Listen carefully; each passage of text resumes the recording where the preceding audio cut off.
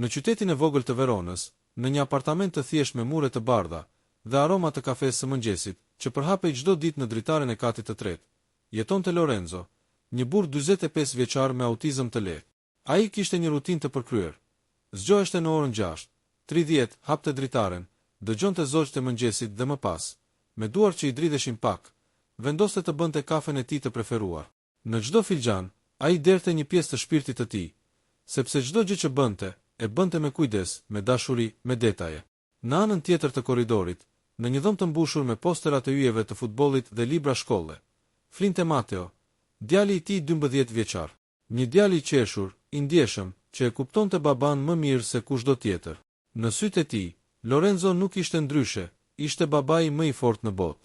Hyrja, zemra e një babai të heshtur. Jeta e Lorenzos nuk kishte qenë kurrë e lehtë. Që fëmijë, ai kishte vështirësi të komunikonte. Njerëzit e quanin i çuditshëm, i mbyllur në vetvete, por Lorenzo kishte një dhuratë që askush nuk e kuptonte. Ai ndjente çdo gjë më thellë se të tjerët. Kur dikush qeshte, ai ndjente gëzim të pastër. Kur dikush qante, ai e përjetonte dhimbjen sikur të ishte e tij. Kjo e bënte jetën më të vështirë, por edhe më të bukur në një mënyrë të brisht. Kur u bë 33 vjeç, Lorenzo njohu një grua të quajtur Giulia, një mësuese që e pa për te i fjalëve. E donte qetësinë e tij, mënyrën se si shikonte botën, ndeshmërinë me të cilën fliste. Nga kjo dashuri lindi Mateo, fëmia që do t'i ndryshonte jetën përgjithmonë. Por fati është i çuditshëm. Giulia u sëmu rënd dhe vdiq kur Mateo ishte vetëm 6 vjeç. Që nga ajo ditë, Lorenzo mbeti i vetëm për të rritur djalin e tij. Pjesa e parë. Një mëngjes si gjithë të tjerët. Baba, do vonohemi në shkollë. Zëri i gëzuar i Mateos përshkoi apartamentin. Lorenzo po përpiqej të lidhte këpucët, por gishtat i dridheshin pak nga ankthi. Nuk e kishte të lehtë të bënte disa gjëra të thjeshta, por kur nuk e lëshonte. Ai mori frymë thellë dhe buzëqeshi. Nuk do vonohemi, vetëm edhe pak durim, Mateo. Djali i vrapoi drejt tij dhe u ul pranë. E di çfarë, baba? Edhe un kam vështirësi të lidh këpucët kur jam i mërzitur. Mësohemi bashk. Lorenzo e pa me sytë e tij të butë, plot dashuri, dhe për një moment ndjeu sikur bota ndaloi. Në Mateo shihte arsyen se çdo ditë ja vlente të ngrihej. Kur dole nga shtëpia, rruga ishte mbushur me aromën e bukës së freskët nga fura e zonjës Rosa. Buongiorno, Lorenzo. Buongiorno, pizzolo Matteo. Tha ajo me një buzëqeshje. Buongiorno, signora Rosa, u përgjigj Lorenzo me një zë të butë, ndërsa Matteo i përshëndeti me dorë. Në shkollë, mësuesja e Mateos e vështroi Lorencon me një përzierje mirësie dhe keqardhjeje.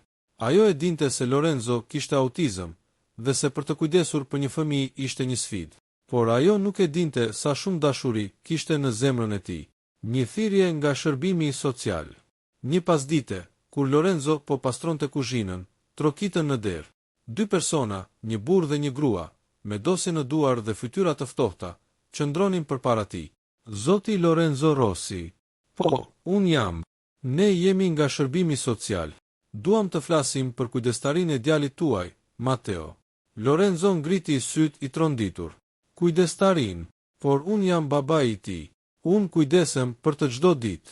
Gruaja, me një ton të qetë, por të akullt, tha. E dim, zoti Rossi, por pas një raporti të ardhur nga shkolla, është ngritur shqetësimi se ndoshta ju keni vështirësi për të përballur me nevojat e një fëmije në moshën e Mateos. Lorenzo ndjeu sikur toka ju zhduk nën këmbë. Zëri i tij dridhej. Un e dua birin tim. Ai ka gjithçka që i duhet. Ushqim, dashuri, kujdes. Por fjala dashuri nuk ishte në dokumentet e tyre. Ata lanë disa letra dhe i thanë se pas një muaji do të kishte një vlerësim zyrtar. Nëse rezultati nuk ishte pozitiv, Mateo do të merrej nga shteti. Lorenzo u ul në 2 sheme, me letrat në dorë. Lotët i rëshitën në faqe. Në atë moment, Mateo hyri në shtëpi. Baba, pse po qan? Lorenzo ngriti syt dhe buzëqeshi me forcë. Jo, biri im thjesht më kujtove nënën tënde. Lufta fillon. Ditët që pasuan ishin të mbushura me ankth. Lorenzo nuk dinte si të sillte prova që ishte një baba i mirë. Ai e kishte të vështirë të fliste me njerëzit, të argumentonte, të kuptonte fjalët e ftohta burokratike. Por çdo mbrëmje, kur Mateo e përqafonte dhe i thoshte: "Mos u shqetëso, baba, unë nuk do të largohem kur nga ti. Ai ndjente se do të luftonte deri në fund. Në një mëngjes të ftohtë dimri, Lorenzo shkoi te zyra komunale. Në duar mbante një blok me fotografi të Mateos. Ditëlindjet, festat, ditët në park, çdo kujtim i vogël që dëshmonte dashurinë e tyre. Kur zyrtarja pa letrat, i tha me një buzëqeshje të lehtë: "Këto janë të bukura, zoti Rossi, por ligji kërkon më shumë se dashuri." Fjalët e saj e prenë si thik. Ai doli nga ndërtesa dhe u ul në një stol. Në duar mbante një fotografi, ku ai dhe Mateo qeshnin në një karusel. Ligji kërkon më shumë se dashuri, po çfarë ka më shumë se ajo? Mendoi. Një dritë e vogël në errësirë. Një ditë, teksa shëtiste me Mateo në park, një grua me flokë të gjatë dhe një aparat fotografik në dorë ju afrua. "Përshëndetje, unë jam Elena, gazetare. Kam parë mënyrën si kujdesesh për djalin tënd. Ju jeni një frymëzim." Lorenzo, pak i hutuar, e pa me sy të përulur. "Unë nuk jam frymëzim, jam thjesht një baba." Por Elena e kuptoi menjëherë thellësinë e tij. Ajo filloi ta vizitonte her pas here, duke ndihmuar të plotësonte dokumente. Ti tregonte si të përgatiste dosjen për mbrojtjen ligjore. Një ditë, ajo botoi një artikull në gazetë. Një baba i heshtur, një dashuri që flet më fort se çdo ligj. Historia u përhap në rrjetet sociale. Dhjetëra njerëz filluan të dërgonin mesazhe mbështetjeje. Disa jurist ofruan ndihmë falas, por shteti ishte i ngurtë. Data e gjyqit u caktua.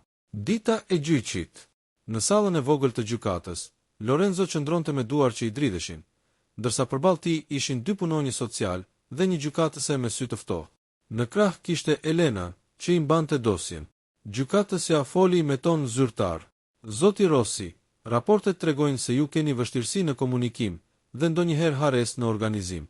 Si mendoni se mund të kujdeseni për një fëmijë në mënyrë të qëndrueshme?" Lorenzo heshti për disa sekonda. Pastaj ngriti syt, të mbushur me lot. "Unë ndoshta nuk jam perfekt. Haroj orarin e mësimit ndonjëherë. Gatuaj makarona më shumë se ç'duhet, por çdo ditë unë zgjohem për Mateo. Ai është arsyeja ime për të jetuar. Unë nuk di të gënjej, nuk di të luaj role. Di vetëm të dua.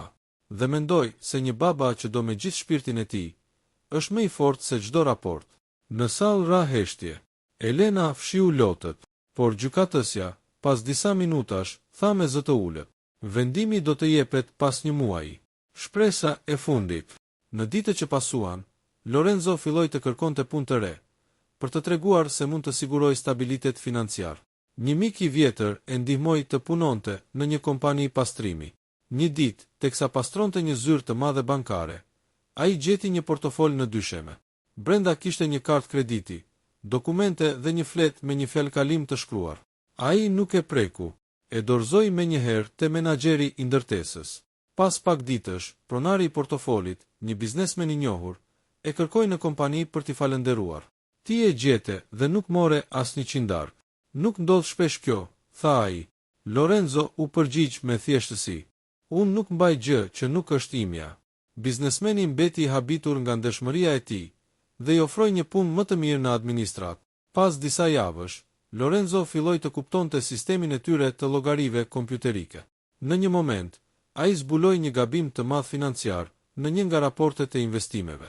Ia tregoi drejtorit, i cili e verifikoi dhe kuptoi se fal Lorenzos kompania kishte shmangur një humbje prej miliona eurosh. Drejtori, i mahnitur, i dha një bonus të madh dhe hapi për të një llogari bankare me mbi 1 milion euro si shpërblim për ndershmërinë dhe zgjuarsinë e tij. E njëjta gjykatë që dikur dyshonte në aftësitë e tij, tani pa përpara një njeri që kishte fituar jo vetëm respektin e të gjithëve, por edhe sigurinë për djalin e tij. Një fund që prek zemrën. Në seancën përfundimtare, gjykatësja e pa në sy: "Zoti Rossi, unë ju kërkoj falje. Ju jeni një shembull i asaj që shoqëria duhet të mësojë, që dashuria dhe ndeshmëria vlen më shumë se çdo letër zyrtare. Kujdestaria e plot e Mateos ju mbetet juve." Lorenzo nuk foli, vetëm e mori djalin në krah dhe qau.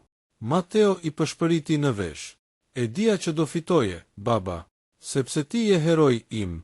Në mbrëmje, kur dielli po perëndonte mbi Verona, Lorenzo dhe Mateo dolën në balkon. Në duar mbani një akullore, dhe Lorenzo, me zë të qetë, tha: "E sheh, biri im, kur nuk dorëzohesh, jeta të përqafon prap." Mateo buzëqeshi: "Po, baba, sepse dashuria jon është më e fortë se çdo gjë. Kjo pjesë do t'rregojë se si Lorenzo, pas fitores dhe pasurisë së papritur, vendos të mos e mbaj vetëm për vete lumturinë, por të ndërtoj diçka që ndryshon jetë. Do ketë emocione, zhvillim të thellë njerëzor dhe një fund të ngrohtë që të frymëzon. Pjesa e dytë, një dritë për të tjerët. Qyteti i Veronës zgjohej nën tingujt e kambanave dhe aromën e kafeve që përhapej në çdo rrugë. Në apartamentin e vogël, ku dikur kishte ndodhur aq shumë dhimbje e pasiguri, tani mbizotëronte qetësia dhe një dritë e re. Në dritaren që shikonte nga lumja adige, Lorenzo mbante një filxhan kafeje dhe shikonte djalin e tij Matteo, që përgatiste çantën për shkollë. Ishte bërë më i gjatë, më i pjekur, por syti kishte po ata të ndritshëm, plot dashuri. Baba, mos haro që sot kam ndeshje futbolli, i tha ai, duke vrapuar drejt derës. E kam shënuar në kalendar, bir, dhe do jem aty, si gjithmonë. Tani Lorenzo nuk punonte më në pastrim. Ai ishte bërë këshilltar etik financiar në të njëjtën kompani që dikur e kishte shpërblyer. Por parat, për të, nuk ishin kur qëllim. Ishin mjet. Ai nuk kishte harruar netët kur s'kishte as për qumësht, dhe askush nuk i ofroi dorë. Tani donte t'u jepte të tjerëve atë që dikur i mungoi më shumë, besim dhe mundësi. Një ide që lindi nga zemra. Një pasditë pranvere, teksa Lorenzo po ecën me Matteo në park, pa një baba tjetër me djalin e tij. Burri kishte vështirësi në të folur, dhe disa prindër të tjerë po e shikonin me mëshirë, duke e shmangur. Lorenzo ndaloi. Syt ju mbushën me kujtime të hidhura. I afrohet ngadalë burrit dhe i thot: "Mos u shqetëso, kam qenë unë në vendin tënd. E di si ndihesh." Burri buzëqeshi i hutuar. Të gjithë më shohin si të paaft, vetëm pse jam ndryshe. E megjithatë, djali im është e vetmja arsye që jetoj. Lorenzo uli kokën dhe ja vendosi dorën mbi supë. Mos harro, ne që jemi ndryshe, shpesh jemi ata që duam më fort. Ajo bised i qëndroi në mendje për ditë të tëra. Të njëjtën natë, ndërsa Matteo po flinte, Lorenzo mori një fletore dhe filloi të shkruante. Fondazione Cuore Libero, Fondacioni Zemra e Lirë, një vend për prindër me autizëm dhe fëmijë që duan të rriten së bashku me dinjitet, dashuri dhe pa frikë nga shteti apo paragjykimi. Hapat e para të ëndrrës. Në fillim ishte vetëm një ide në letër, por me ndihmën e Elenas, gazetaren që kur nuk e la vetëm, dhe disa miqve nga kompania, ai arriti të regjistronte ligjërisht fondacionin. Në vetëm pak muaj, në një ndërtesë të vjetër në periferi të Veronës, u hap qendra e parë e Cuore Libero. Aty kishte një bibliotekë të vogël, një dhomë loje për fëmijët, një kuzhinë të përbashkët dhe një zyrë këshillimi për prindërit. Në mur, Lorenzo vendosi një fotografi të Giulias, gruas që e kishte dashur me gjithë shpirt. Poshtë saj shkroi: "Dashuria nuk vdes kur. Ajo thjesht gjen mënyra të reja për të ndriçuar botën." Kur qendra u hap, erdhën shumë familje. Disa me fëmijë me autizëm, disa me prindër që ndiheshin të humbur. Në fillim, Lorenzo u ndjej i tronditur nga përgjegjësia, por kur një djalosh 10 vjeçar i afrohet dhe i thot: "A mund të luaj me Mateon?" Ai kuptoi se kishte bërë diçka të drejtë. Matteo, zemra e qendrës. Matteo tashmë ishte bërë një ndihmës i vogël. Ai mësonte fëmijët të vizatonin, u tregonte lojëra, dhe mbi të gjitha i mësonte t'i pranonin ndryshimet. Një ditë, në një mur të madh, ai vizatoi një pemë. Në trung shkroi: "Kjo është familja jon." Rreth trungut, fëmijët dhe prindërit ngjitën gjethe prej letre me emrat e tyre. Kur Lorenzo e pa, i dridhur nga emocionet, përqafoi djalin dhe tha: "Ti je më i mençur se unë, Matteo." "Jo, baba, unë vetëm ndjek zemrën tënde." Sfida e re. Por, si çdo gjë e bukur, edhe kjo kishte pengesa. Një vit pas hapjes, bashkia filloi të kërkonte që qendra të paguante taksa të larta për hapësirën e përdorur. Disa politikanë e quanin projekt sentimental, jo funksional. Në një mbledhje publike, Lorenzo u përball me këto akuza. Në sallë kishte 10 njerëz, disa mbështetës, disa kundër. Një zyrtar tha: "Zoti Rossi, ne e vlerësojmë qëllimin tuaj, por kjo qendër nuk sjell fitim. Bashkia nuk mund të financojë projekte që nuk kanë produktivitet." Lorenzo u ngrit. Ai nuk ishte më njeriu i trembur që dridhej kur fliste. Tani, zëri i tij kishte peshë. Nëse një fëmijë që më parë ishte i mbyllur në vetvete tani qesh, nëse një baba që kishte frikë nga bota, tani gjen guximin të dalë nga shtëpia, kjo nuk është fitim për ju. Unë s'jam këtu për para. Jam këtu që asnjë fëmijë të mos ndjehet më vetëm. Në fund të fjalimit, duartrokitjet mbushën sallën. Një grua e moshuar u ngrit dhe tha me zë të lartë: "Këtë njeri duhet ta ndihmojmë, jo ta ndalim." Pas kësaj dite, fondacioni mori mbështetje publike. Dhjetëra biznese lokale nisën të dhuronin fonde dhe materiale. Një rrjet televiziv bëri një dokumentar për historinë e Lorenzos. Qendra Cuore Libero u bë simbol shprese në të gjithë Italinë veriore.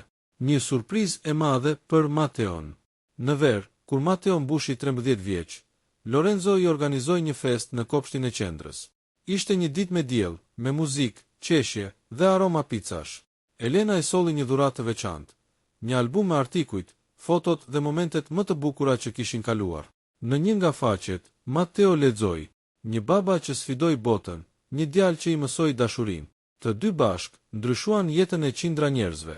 Djali u kthye nga babai dhe i tha: "Baba, tani e kuptoj pse gjithmonë më thoje të mos dorëzohesha, sepse kur nuk dorëzohesh, bëhesh dritë për të tjerët." Lorenzo qeshi: "Po, bir, ti je drita ime, dhe tani po ndriçon të tjerët." Elena dhe një kapitull i ri. Elena, e cila kishte qenë gjithmonë pranë tyre, tashmë kalonte gjithnjë më shumë kohë në qendër. Ajo u bë zëdhënëse e fondacionit dhe ndihmonte në përhapjen e fushatave ndërgjegjësuese për prindërit me autizëm. Me kalimin e kohës, midis saj dhe Lorenzos lindi një ndjenjë e butë, e ndrojtur, por e sinqertë. Një mbrëmje, teksa fëmijët luanin në obor, Elena i tha: "Ti më ke mësuar shumë, Lorenzo. Të dua mënyrën si sheh botën." Lorenzo e pa në sy, pa shumë fjalë. Pastaj tha: "Më duhet kohë për të kuptuar ndjenjat, por di që zemra ime ndjen pa frikë pranë teje." Ajo i mori dorën dhe tha: "Kaq mjafton, një dhuratë nga qielli." Një ditë, një letër erdhi nga Ministria e Mirëqenies Sociale. Në të shkruajse fondacioni Cuore Libero do të merrte një grant kombëtar për të hapur qendra të ngjashme në 5 qytete të tjera të Italisë. Kur Lorenzo e lexoi, sytë ju mbushën me lot. Mateo i ra në qafë dhe tha: "Baba, kjo është si të fitosh përsëri lotarin."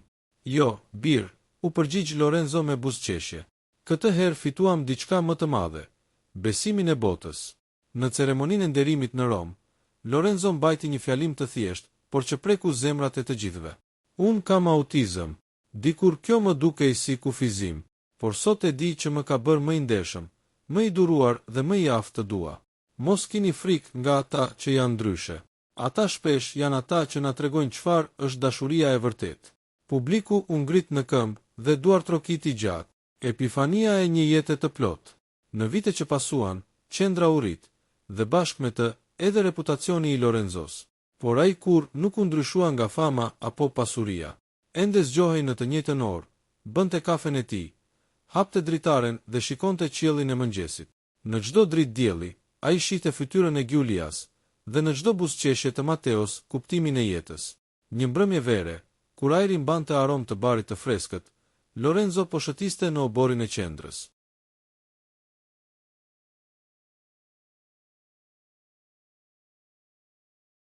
Një djali i vogël i afrohet dhe i thot: "Zoti Lorenzo, babai im ka autizëm si ju." Ai ndonjëherë mërzitet. "Çfarë ti them?" Lorenzo u ul në gjunjë, në nivelin e tij, dhe i tha me një buzëqeshje të ngrohtë: "Thuaj se e do, çdo ditë. Kur ndihesh i pasigurt, kujtoji që dashuria nuk ka rregulla. Ajo është e vetmja gjuhë që ne të gjithë kuptojmë." Fëmia qeshi dhe vrapoi te i ati. Në atë moment, Lorenzo kuptoi se qendra e tij nuk ishte më një ndërtesë, ishte një urë midis botëve. Një fun i butë, si drita e mbrëmjes. Në mbrëmjen e 50 vjetorit të tij, Lorenzo u ul në verandën e shtëpisë së re, që kishte ndërtuar me Elenan dhe Mateo. Qielli ishte i mbushur me yje. Në dorë mbante një filxhan kafeje, po atë që kishte mbajtur në ditët e vështira.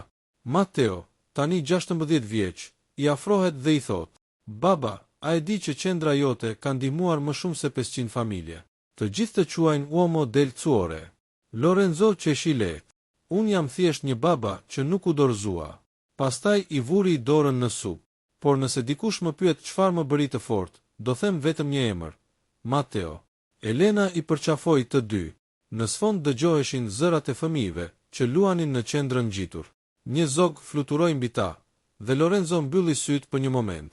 Në mendje dëgjoi zërin e Gjulias që i përshpëriste. Jam krenare për ju. Ai hapi syt dhe pa Mateon duke qeshur. Qielli kishte marrë ngjyrën e arit. Dashuria e tij, e heshtur dhe e fortë, tashmë kishte ndriçuar botën. Qielli i Romës atë mëngjes ishte i pastër, me një dritë të butë që përhapej mbi rrugët ende të lagura nga shiu i natës. Lorenzo kishte zgjuar Mateon herët. Sot ishte dita e gjykimit përfundimtar. Dita që do të vendoste nëse ai do të mbetej babai i lirë i djalit të tij, apo thjesht një emër në një dosje shtetërore. Por ndryshe nga herët e tjera, ai nuk kishte frikë. Kishte diçka ndryshe në sytë e tij, një qetësi që vinte nga brenda, si një besim që nuk mund ta përkufizoje me fjalë. Në dorë mbante një zarf të bardhë, të vulosur me kujdes, dokumentet e llogarisë bankare që dëshmonin se parat ishin reale. Në kuzhinë, Mateo hëngri bukën me reçel. Pa thënë shumë, ai e njihte atë heshtje të babait, e cila nuk ishte më frikë, por përqendrim. Babi, nëse na japim prap, mund të shkojmë në park pas dite? Pyeti ai me një zë të butë. Lorenzo buzëqeshi, me duart ende të lagura nga lavamani. Po, dashuria ime. Sot do të shkojmë në park, dhe do të blejmë akullore me çokoladë. Në dritën e mëngjesit, fytyra e tij dukej më e qetë se kurrë. Ai kishte veshur këmishën e bardhë, atë që kishte blerë në një treg të lirë shumë vite më parë, dhe gjaketën blu që i qëndronte ngushtë, por e bënte të dukej sikur ishte gati për të përballuar botën. Në sallën e gjykatës, ajri ishte i rëndë. Zhurma e lehtë e lapsave, lëvizjet e letrave dhe frymëmarrja e ngurtë e Lorenzos ndërthureshin në një tension të padukshëm. Përballë tij ishte avokatja e shërbimeve sociale, e re, por e ftohtë, me një ton që fliste më shumë për rregullat se sa për njerëzit. Gjykatësi, një burr në të 50-tat, me sy të lodhur por të drejtë, ngriti kokën nga dosjet. Zoti Rossi, jeni gati të paraqisni dëshmitë tuaja të reja? Lorenzo mori frymthell dhe i dha zarfin avokates së tij, zonjës Ferrara, e cila e hapi me kujdes dhe vendosi përpara gjykatës. Këto janë dokumentet e fitimit të papritur të klientit tim, tha ajo me një zë të qartë. Një shumë e konsiderueshme, e ligjshme, e përfituar nga një trashëgimi e llogaritur në mënyrë të rregullt. Kjo dëshmon jo vetëm aftësinë ekonomike të Rossi, por edhe pavarësinë e tij. Në sallë u dëgjua një murmurim e lehtë. Disa nga punonjësit e shërbimeve sociale ngritën vetullat. Për ta, ky njeri që dikur kishte punuar si pastrues në një shkollë, tani paraqitej me miliona euro në llogari, një kontrast i pabesueshëm. Gjykatësi hapi dokumentet, shikoi shifrat, pastaj ngriti syt. Zoti Rossi, mund të na tregoni si ndodhi kjo trashëgimi? Lorenzo u ngrit ngadalë, i dridhur, por i sinqert. Ishte një kushëri i largët i babait tim, tha ai. Ai nuk kishte fëmijë dhe kishte lënë një pjesë të pasurisë së tij për ne. Nuk e dija as që ekzistonte, por mu shkrua një letër nga banka. Nuk e besova në fillim, por ja ku jemi. Gjykatësi e pa me vëmendje. Sytë e tij u ndalën për një moment tek Mateo, i cili po luante me një lodër të vogël në karrige, i qetë dhe i bindur. E shoh që djali është i lumtur me ju, tha ai më në fund, dhe se keni bërë gjithçka për ta mbajtur të sigurt. Avokatja e shërbimeve sociale tentoi të kundërshtonte. Zoti gjykatës, me gjithë respektin, çështja nuk ka të bëjë vetëm me pasurinë. Rossi vuan nga një formë butë e autizmit që, por gjykatësi e ndërpreu me butësi. Zonje, të jesh ndryshe nuk është një arsye për të humbur të drejtën e dashurisë. Në atë moment, salla heshti. Lorenzo uli syt dhe një lot i rëshiti në faqe. Ishte hera e parë që ndjente se dikush e kuptonte pa e gjykuar. Pas dite, dielli shkëlqente mbi parkun e vogël afër stacionit të trenit. Mateo vraponte me zbarit të gjelbër, me një top në dorë, duke qeshur fort. Lorenzo rinte ulur në stol, me një libër në duar, por syt i kishte gjithmonë te djali. Në dorë mbante një flet të vogël, vendimin e gjykatës. Kujdestaria e plot i mbetet babait, Lorenzo Rossi. Fjalët ishin të thjeshta, por për të ishin si një simfoni. Ishte dokumenti që e kthente në njeri të lirë, në baba të vërtet. Një grua u afrua me një buzëqeshje të ngrohtë. Zonja Ferrara, avokatja e tij. E fituam, Lorenzo, tha ajo. E meritoje këtë. Jo unë, tha ai me zë të ulët, duke parë Mateo. Ai më mësoi si të mos dorëzohem kurrë. Zonja Ferrara e pa me admirim. Dhe tani, çfarë do të bësh me gjithë këto para? Lorenzo qeshi lehtë. Do të blej një shtëpi të vogël, me kopsht, ku Mateo mund të mbjellë lulet e tij. Dhe ndoshta një piano. Ai pëlqen muzikën. Ajo u largua, dhe Lorenzo mbeti vetëm me djalin e tij. Matteo u ul pranë tij, i lodhur por i lumtur. Babi, kur të rritem, do të blej një makinë të madhe që të mos ecësh më me autobus. Lorenzo e përqafoi fort. Nuk më duhet makinë, Matteo. Mjafton që të kem ty. Në atë pasdite, dielli u ul ngadalë mbi qytet. Zogjt fluturonin mbi kopshtet, fëmijët qeshnin nëpër rrugë, dhe Lorenzo, për herë të parë, ndjeu se jeta nuk ishte më një luftë për të mbjetuar, por një dhuratë për të jetuar. Në heshtje, ai mendoi për të kaluarën, për ditët e ftohta nëpër zyra shteti, për shikime gjykuese, për momentet kur ndjente se nuk ja vlente. Por tani, me Matteon në krah, çdo plag dukej si një kujtim i zbehtë që nuk kishte më forcë. Në fund të ditës, ndërsa ktheheshin në shtëpi, Lorenzo ndaloi pranë një dyqani lodrash dhe bleu një kuti ndërtimi. Kjo është për ne, tha ai. Do ndërtojmë një shtëpi, bashk. Matteo qeshi, por ne kemi tashmë një shtëpi.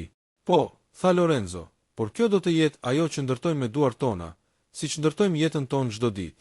Dhe ndërsa nata binte mbi Rom, dritat e qytetit ndriçonin fytyrën e tyre. Babë e bir, dy shpirtra që kishin poshtur gjithçka, paragjykimin, frikën, vetmin. Në fund të fundit, fitoria e tyre nuk ishte vetëm gjyqësore, as financiare. Ishte fitoria e dashurisë së pastër, e asaj lidhjeje që asnjë ligj, asnjë diagnozë, asnjë fat nuk mund ta thyej. Sepse Lorenzo nuk ishte thjesht një baba me autizëm. Ishte një hero i heshtur që kishte fituar betejën më të vështirë të jetës, të dashuronte pa kushte.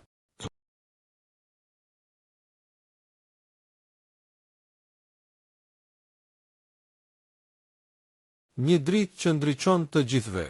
Ditët e para të pranverës në Veronën e mbushnin qytetin me ngjyra dhe aroma të barit dhe luleve të freskëta. Lorenzo dhe Matteo kishin zhvendosur jetën e tyre në një shtëpi të re, me një kopsht të madh ku djali mund të luante pa frikë. Por për Lorenzo, shtëpia nuk ishte vetëm një vend për të jetuar, ishte baza e një ëndre të madhe. Të ndihmonte të tjerët si ai. Fondacioni Cuore Libero, me paratë fituara nga llogaria e milionit dhe shpërblimi nga kompania që kishte shpëtuar, Lorenzo krijoi Fondacionin Cuore Libero, një qendër që ndihmonte familjet me fëmijë me autizëm dhe nevoja të veçanta.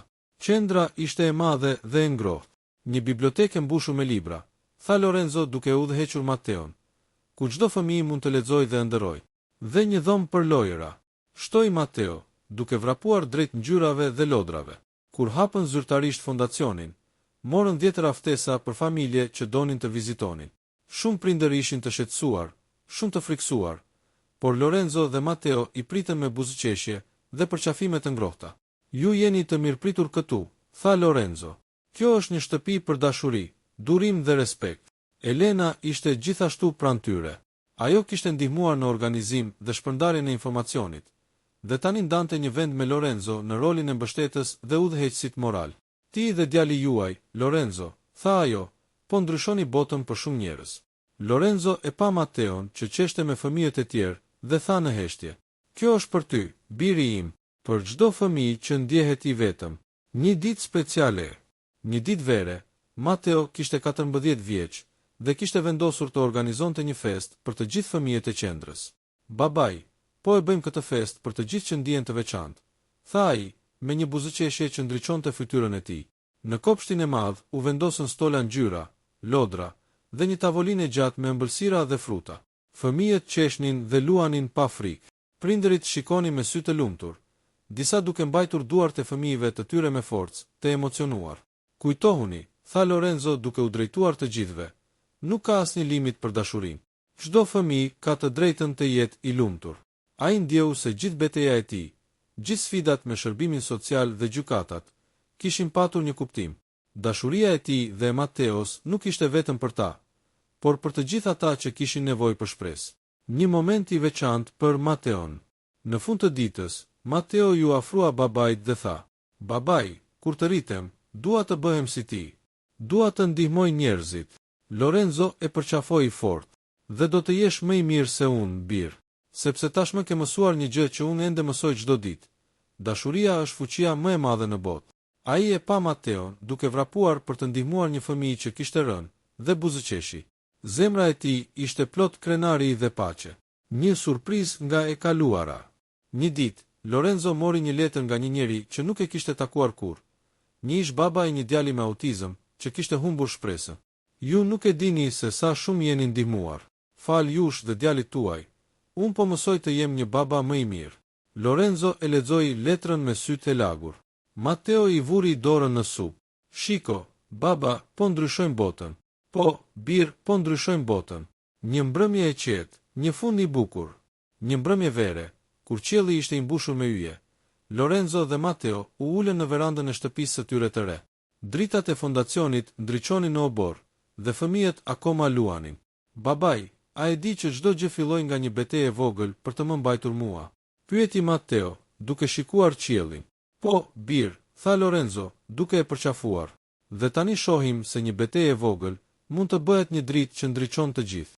Ata u ulën aty, të dy, të qetë dhe të lumtur. Dhe në atë heshtje, Lorenzo ndjeu se çdo sfidë, çdo lot, çdo frikë kishin qenë të vlefshme, sepse kishte fituar më shumë se sa mund të imagjinonte. Kishte fituar dashurinë e pakushtëzuar të birit të tij, respektin e botës dhe mundësinë për të ndryshuar jetët e qindra njerëzve. Në mbrëmje, kur era e verës përhapej mbi qytet, Lorenzo mbylli sytë për një moment dhe mendoi: gjithçka ka kuptim. Dashuria jon, biri im, është më e fortë se çdo pengesë. Matteo ju afrua dhe i puthi faqen. Të dua, baba. Edhe unë ty, bir. Për gjithçka. Dhe kështu, ndërsa yjet ndriçonin mbi Verona, babai dhe djali që sfiduan botën dhe ligjet, jetuan të lumtur, duke ndriçuar jetët e të tjerëve me dashurinë e tyre të pafund.